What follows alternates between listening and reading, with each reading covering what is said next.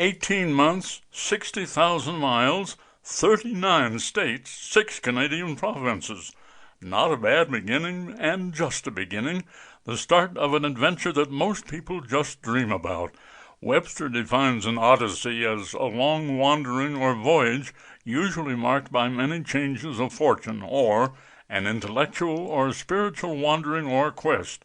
In some ways that may seem a little high-blown regarding the journey undertaken by Carol and me.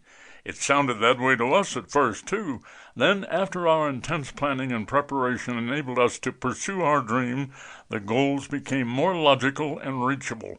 It would be nice to say this was an original idea or a sudden decision, but in reality it was just a culmination of years of hoping and thinking about heading out through the land in a productive way. True, I had been influenced by the Charles Kuralt on-the-road reports for CBS, had read John Steinbeck's Travels with Charlie, Peter Jenkins' A Walk Across America, and others. However, it was much more than that. Perhaps the feeling is best summed up in a quote from author Leo Roston. "I cannot believe that the purpose of life is merely to be happy. I think the purpose of life is to be useful, to be responsible, to be honorable, to be compassionate. It is, above all, to matter, to count, to stand for something, to have it make some difference that you lived at all."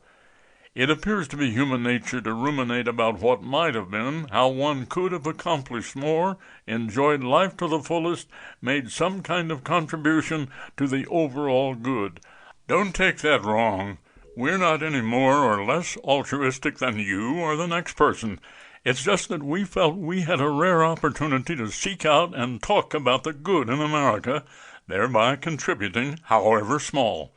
Why do you decide to do something like this? How? In our case, it was brought to a head by a very traumatic year that involved serious health problems for Carol's mother and both of my parents. All lived in southern Illinois, and fortunately, we were in a position to virtually commute. Carol spent more time in Illinois than she did at our home in Colorado. We were both there months at a time. My mother had terminal cancer, and following her death in January 1981, we stayed around to help my pop with some personal business matters and finally began to drive home. That was on January 29th, 1981, a day that in retrospect turned out to be a red-letter day for us.